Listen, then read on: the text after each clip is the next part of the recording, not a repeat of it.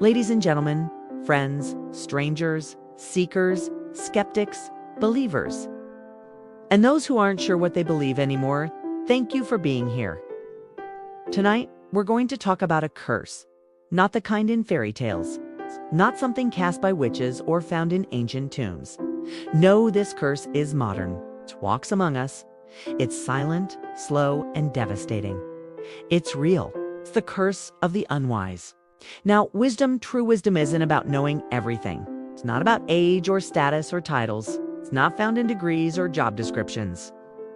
Wisdom is the ability to see beyond the moment, to weigh the cost of a choice before the damage is done, to recognize patterns in the chaos and say, "This is a trap, and I will not walk into it." Unwise people, on the other hand, they don't see the trap until they're bleeding inside of it. This curse. It's what happens when individuals, groups, or entire generations trade thoughtfulness for impulse, long-term vision for short-term gain, integrity for convenience. Let me say that again. When we trade thoughtfulness for impulse, we inherit a curse. The unwise do not pause. They react. They chase what's easy. They mock what they don't understand. They ignore the warning signs. They silence the old. They resent the young. They burn the bridge and then ask why they're stranded. You want to know how powerful this curse is? It's in our politics, our families, our schools, our wallets. It's in our climate. It's in our algorithms. It's in our algorithms. It's in the look in a kid's eyes when they've been raised by noise instead of nurture. The curse of the unwise is slow rot dressed as progress. It's not just about making mistakes. Mistakes are part of life. Wise people make mistakes too. That wise people learn. The unwise repeat and repeat and repeat and repeat until the damage becomes irreversible. Let's talk specifics. Personally, the curse of unwise choices shows up when someone stays in a toxic relationship because leaving is scary. Or when someone buries themselves in debt for things they don't need to impress people they don't even like. It's that voice that says, "I'll deal with it later," and then later never comes. Socially, we see it in the way people follow influencers instead of ideas, echo chambers instead of evidence, feelings instead of facts, trends instead of truth. We've mistaken volume for value. The loudest voice is rarely the wisest one, but we've given the megaphone to fools. Politically, the unwise curse us by promising quick fixes and blaming everyone else when things fall apart. They rely on division, fear, and shortcuts. Wisdom builds, foolishness destroys. Environmentally, the unwise shrug and say, "Not my problem," while the oceans rise and the forests fall. The wise see a century ahead. The unwise can't see past the weekend. In leadership, unwise people don't ask what's right. They ask what's easy, or what's profitable, or what makes me look good now. And the worst part, they're often rewarded for it. This curse flourishes in apathy, in laziness, in self-absorption. Now, some of you are thinking, "I've made foolish choices. Does that mean I'm cursed?" Let me be clear. The curse doesn't come from the mistake.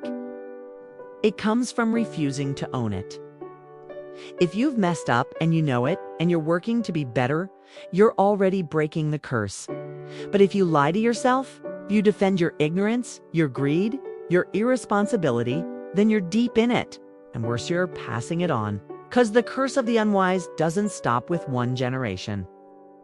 Children raised by fools don't become wise by accident. They grow up confused, reactive, hungry for validation, starved of direction. The cycle repeats. We've made foolishness fashionable. We mock wisdom as outdated. We treat experience like a punchline. We call discipline controlling and confuse indulgence with freedom. We used to admire people who thought before speaking.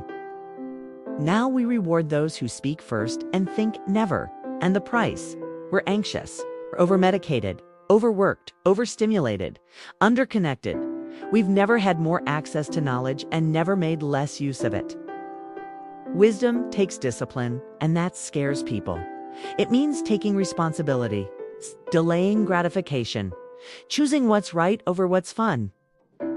The unwise fear silence, because in silence they might hear the truth.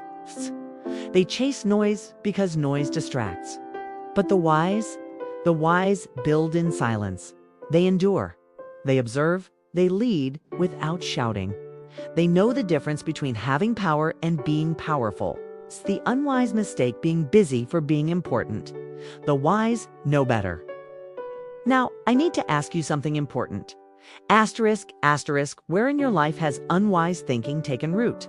Asterisk, asterisk, look at your decisions. Look at your habits. Look at the people you've let shape you. What have you tolerated that you should have confronted? What have you ignored that's now controlling you?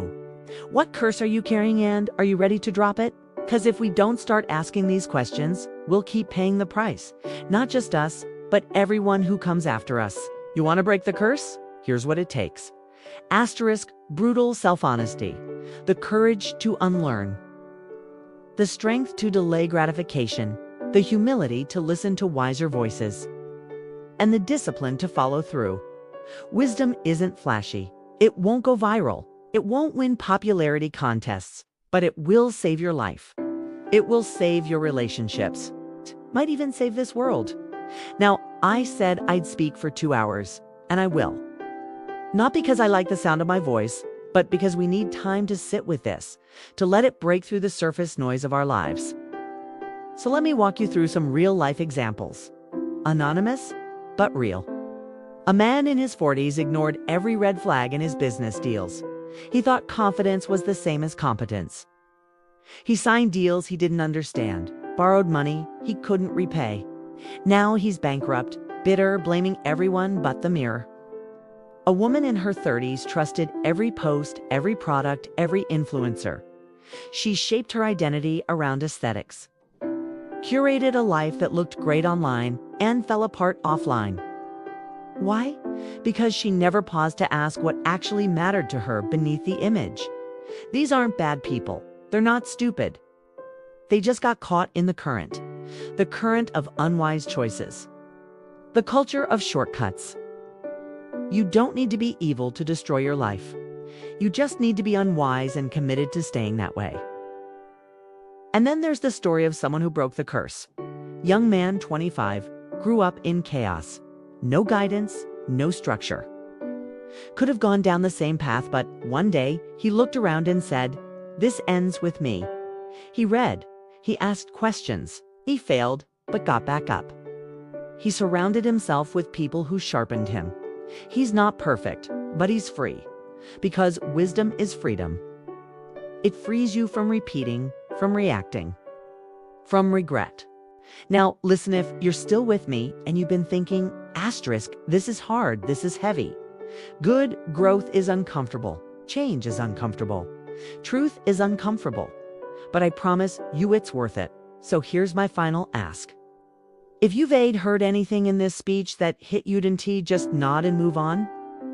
Don't just let this be another motivational monologue you forget by Monday. Subscribe.